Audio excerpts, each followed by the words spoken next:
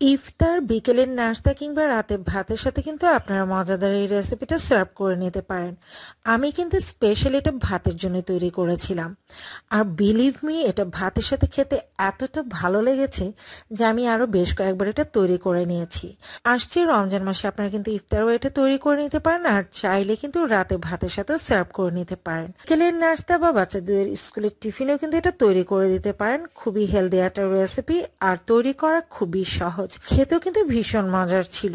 চলুন এই রেসিপিটা দেখে নেওয়া যাক। মজাদার এই রেসিপিটা তৈরি করার জন্য আমি এখানে মেজারমেন্ট কাপে 3 কাপ পরিমাণ বাঁধাকপি কুচি নিয়েছি।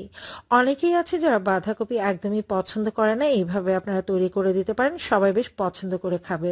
আর আমি কিন্তু একদম মিহি করে এটাকে কুচিয়ে নিয়েছি। এখানে আমি লবণ দিয়ে দিচ্ছি হাফ চা চামচের মতো, আর লবণ দিয়ে ভালো করে বাঁধাকপি কুচিটাকে একটু মাখিয়ে নিচ্ছি।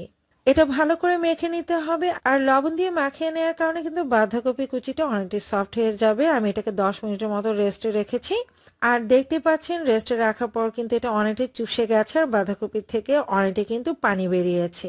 আর এই এক্সট্রা পানিটা আমি এখন একটু চিপে নিংড়ে নিব। তা আমি খুব ভালো করে এটাকে চিপে চিপে নিংড়ে নিচ্ছি। আর লবণ দিয়ে মেখে নেওয়ার কারণে কিন্তু এটা অনেকটাই পানি ছেড়েছে, তাই চিপে চিপে ভালো করে পানিটাকে নিংড়ে নিতে হবে। যত ভালোভাবে এটাকে নিংড়ে নেওয়া যাবে ততটাই কিন্তু এটা ক্রিস্পি হবে। তো দেখতে পাচ্ছেন এক্সট্রা অনেকটাই কিন্তু পানি বেরিয়েছে। আর এই নিংড়ে নেওয়া বাঁধাকপি কুচিতে আমি দিয়ে দিচ্ছি এখানে হাফ কাপ পরিমাণ পেঁয়াজ কুচি, দিয়ে দিচ্ছি 4 থেকে 5টা কাঁচামরিচ কুচি, তবে ঝালটা যারা পছন্দ মতো বাড়িয়ে বা কমিয়েও নিতে পারবেন। আদা রসুন পেস্ট মিলিয়ে নিয়ে নিচ্ছি এখানে 1 চা চামচ পরিমাণ, দিয়ে দিচ্ছি চা চামচের 3 ভাগে 1 ভাগ হলুদ গুঁড়ি, হাফ চা চামচ পরিমাণ আমি নিয়ে নিচ্ছি লাল মরিচের গুঁড়ি, চা চামচের 3 ভাগে 1 ভাগ দিয়ে দিচ্ছি ধনিয়া গুঁড়ি, দিয়ে দিচ্ছি চা চামচের 3 ভাগে 1 ভাগ টালা জিরার গুঁড়ি।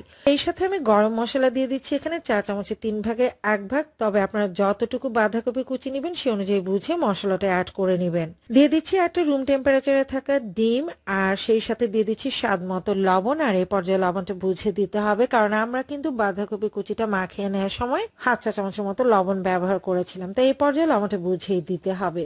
এবার ভালোভাবে একটু মেখে নিব, সবকিছু ভালোভাবে মেখে নিতে হবে। আর মেখে নেওয়ার পর আমি বাইন্ডিং এর জন্য এখানে দিয়ে দিচ্ছি হাফ কাপ পরিমাণ কর্নফ্লাওয়ার। আপনাদের কাছে যদি কর্নফ্লাওয়ার না থাকে সেই ক্ষেত্রে ময়দা বা চালের গুঁড়োটাও দিতে পারেন। কিছু ভালোভাবে সবকিছু মাখিয়ে নিতে হবে। আর দেখতে পাচ্ছেন ডিম দেওয়ার কারণে এটা অনেকটা লিকুইড ভাব হয়ে গেছে। তো যাই হোক, আপনারা পরিমাপ বুঝে এটাতে মিশ্রণটা অ্যাড করে নেবেন, অর্থাৎ কর্নফ্লাওয়ার, ময়দা বা চালের গুঁড়িটা আপনারা পরিমাপ মতো দিয়ে নেবেন।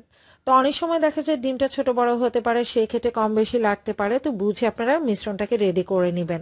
এবার ভেজে নেব, আর ভেজে নেওয়ার জন্য কিন্তু খুব বেশি তেলের প্রয়োজন হয় না। আমি পরিমাণ মতো তেল দিয়েছি যাতে করে নাস্তার অর্ধেকটা ডুবে থাকে। তো অল্প অল্প মিশ্রণ নিয়ে এটাকে আমি চ্যাপটা করে দিয়ে দিচ্ছি। আর সাবধানে দিবেন, আমি হাত দিয়ে কাজটা করছি, আপনারা চাইলে চামচ দিয়েও কাজটা করে নিতে পারেন, যেহেতু মিশ্রণটা কিছুটা লিকুইড টাইপের। আর যত পাতলা ভাবে এটাকে স্প্রেড করে নেওয়া যাবে এটা ততটা ক্রিস্পি মুচমুচে হবে। আর আমি একটা পর একটা দিয়ে দিচ্ছি। আর এই পর্যায়ে কিন্তু চুলার আঁচটা মিডিয়ামে রেখে এটাকে ভেজে নিতে হবে, মিডিয়ামে রেখে এটাকে উল্টে পাল্টে ভেজে নিতে হবে। ভাজতে ভাজতে যখন এরকম গোল্ডেন কালার হয়ে আসবে তখন আমি এটাকে তেল থেকে ঝরিয়ে নিব। এভাবে পরবর্তী ব্যাচে আমি বাকিগুলো ভেজে নিব।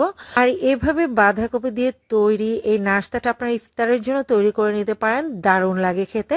আর রাতেও কিন্তু ভাতের সাথে এটা সার্ভ করে নিতে পারেন। আমি কিন্তু স্পেশালি এটা ভাতের জন্য তৈরি করেছিলাম, আমার কাছে ভীষণ ভীষণ ভালো লেগেছিল, তাই রেসিপিটা আপনাদের সাথে শেয়ার করলাম। আই হোপ আপনাদের কাছেও ভালো লেগেছে। সো এনাফ ফর টুডে, দেখা হচ্ছে খুব শীঘ্রই নতুন কোনো রেসিপির সাথে।